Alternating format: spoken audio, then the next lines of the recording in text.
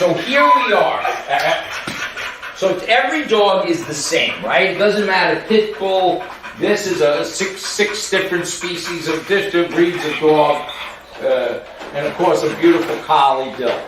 It's all about energy, energy, energy. So when dogs are, when they're distracted by movement, that's why we have them. That's why we domesticated them, so they can alert us when people are coming to our camp. Dogs are pack animals. Woof, woof, woof, woof, woof, woof, and they alert us. The problem comes in, we have to teach dogs what is truly a threat and what's not. So the only way we can do that is by distraction. So if I'm in a wheelchair, the dog has to adapt to me. I can't adapt to the dog. The most important thing is, now, Tyson was just trying to get Ashley's attention. What's the best way to get a human to look at them?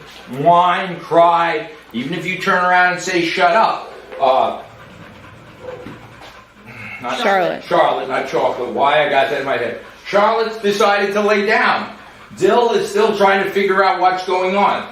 Tyson, a little older, of course, so obviously it's like a senior citizen and a puppy here, because Charlotte's only about 8, 9, 10 months old. She's relatively young. So we have an adolescent dog, a senior citizen, and probably in the middle, Dill, whatever. So obviously Tyson is going to be a little bit more stressed out because this hasn't been her lifestyle, his lifestyle. Anyway, so let's have some distraction. Send the cat over. Raccoon. So we stimulate this. I can't really get your cats to volunteer to come across my floor. Good. So look, now look at the dogs. They're all, every dog is doing the exact same thing. Their ears came forward and they're watching this squirrel. But what they're not doing, let's think of what they're not doing. They're not barking, they're not growling. Notice each dog has a leash and collar hanging out. When we leave them unsupervised, when we leave them unsupervised, we of course take the leash and collar off. But when we're supervising, this is how we teach them. Then if Ashley will go knock on the front door, just close it and knock, we watch their reaction to our front door. So the door shuts. Now they don't know anything here. They haven't become territorial. But they all do the same thing. All three dogs do identical. And if she knocks, she's probably going to go outside and, yeah, good. She's slamming door. So our house is no different. So she's going to knock again. I'm going to go see who it is, but I'm not dramatic about it. I'm just going to wander over and I'm going to see. Depending on what time of night, if this was 2 o'clock in the morning, I'd be nervous. So I'm going to see, and I'm going to see that it's Ashley, and you can pan over here a little. And then Ashley comes in, hello, how are you? And the dogs are nice, but we're not, and look, Charlotte gets excited, but there's no change. So then in a minute, we're going to let our dogs out.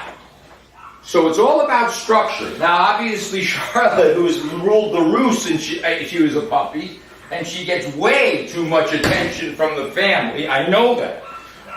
And so that's what creates her to be out of balance. So I'm going to let Charlotte out. I come here, but she can't come out without permission. There's nothing wrong with that. That's how dogs get hurt. They act on their own impulses. Okay, Charlotte. And I come out, and I sit. Good girl, Charlotte. And I love. And I do love Charlotte. This is how we love. She's on my left. You can move this without running her over. Correct her a little. And that was a little close, and you do have to respect dog boundaries. If you can just run over there and get my squeaky toy.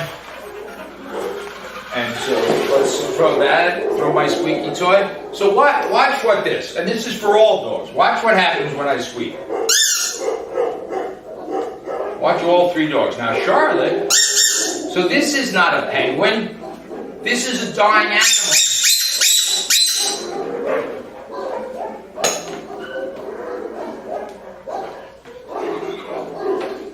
Good girl, Charlotte. So I want to give her permission. I got to give her permission to kill the dying animal. Good girl. Good girl. Good girl. Then the trick is once she gets it, we got to teach her to drop it.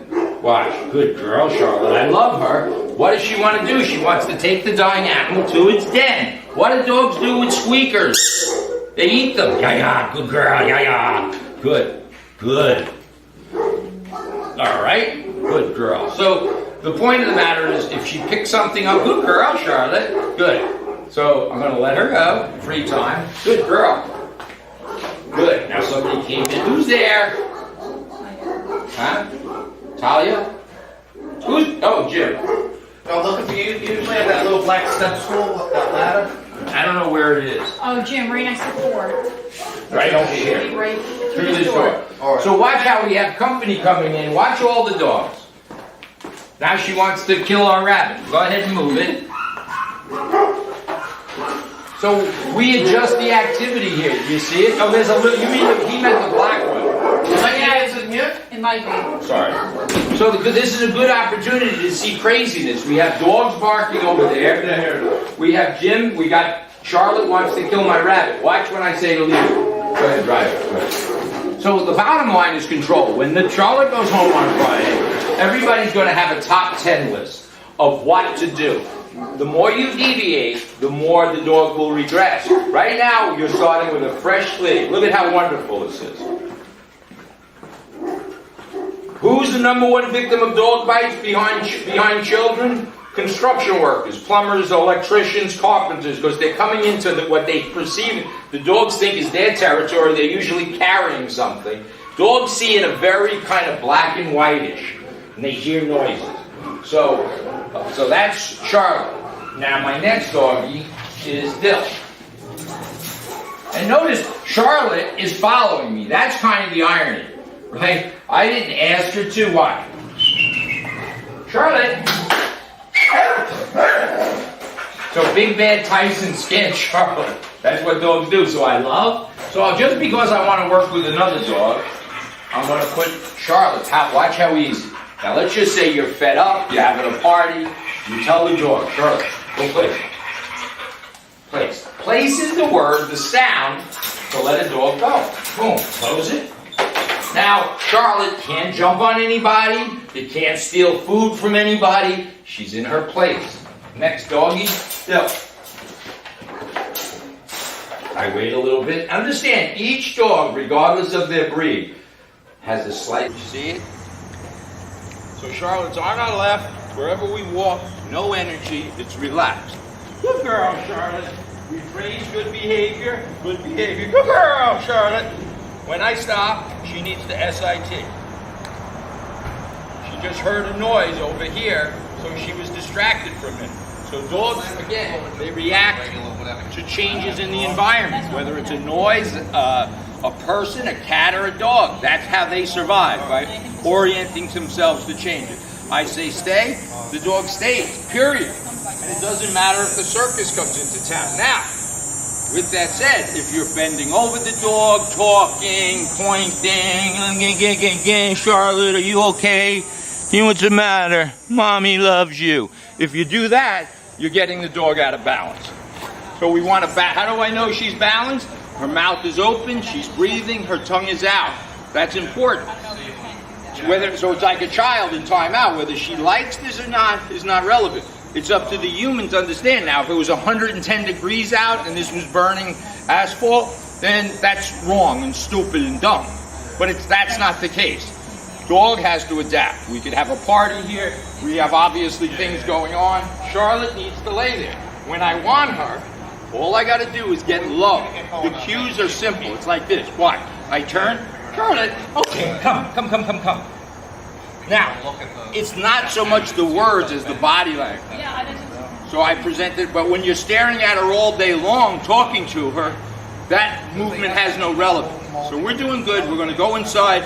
Triggers everything. We're going to try to create trigger. But it's no energy. It's not about talking and yelling and screaming.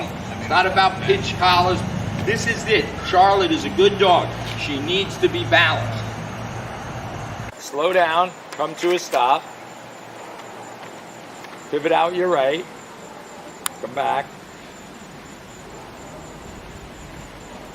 Get low and call her. Stand up straight. Good. Let's go give her some 3 times. Slow down. Come to a stop. Good.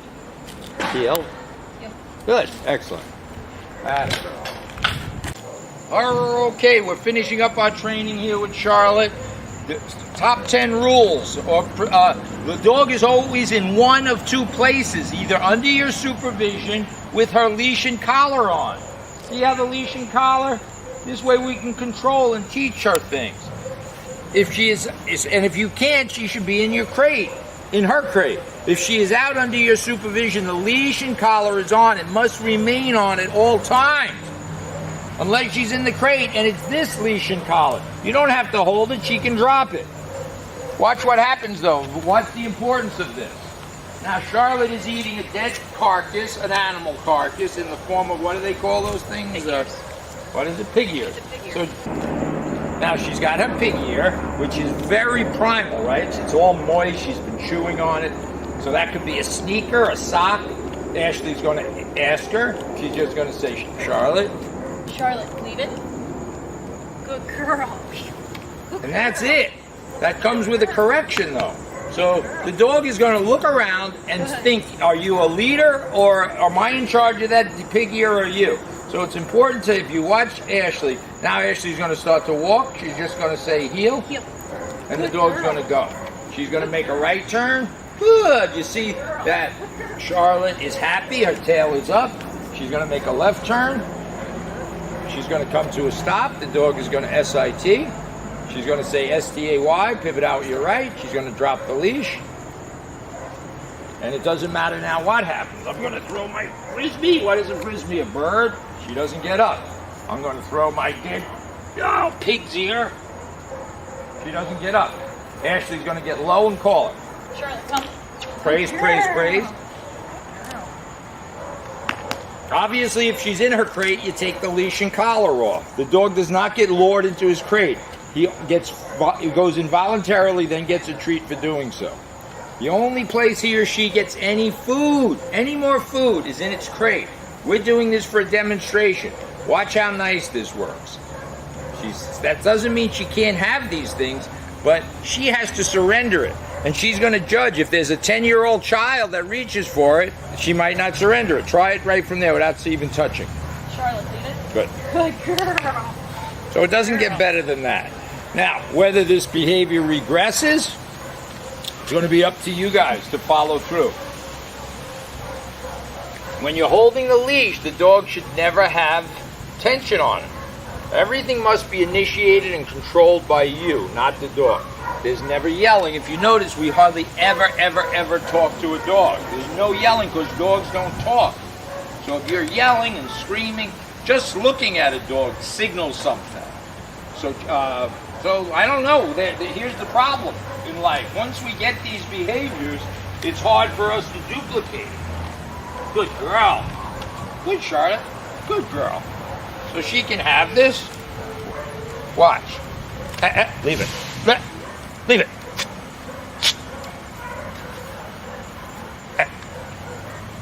So rather than pull this away, watch, I can hypnotize her. Rather than keep pulling it away, okay, girl. Okay, girl. Okay, girl. Now let's say I need help with this. So Ashley will just pick up the end of the leash. Watch. Leave it. The wetter it gets, the more gnarly this gets, the more primal it gets. So when she was first chewing on it, no tension. Do you see, Ashley? There's no screaming. There's no pinch collars. Okay. Now I'm going to ask her to leave it. Charlotte, leave it. And she helped me a little bit. That's all. Good girl, Charlotte. All right, so we're done today with Charlotte. She's ready to go. She's going to get her spa bath. Don't talk to the dog. Drop the leash. Let's walk around. Let's play frisbee. We can have a barbecue.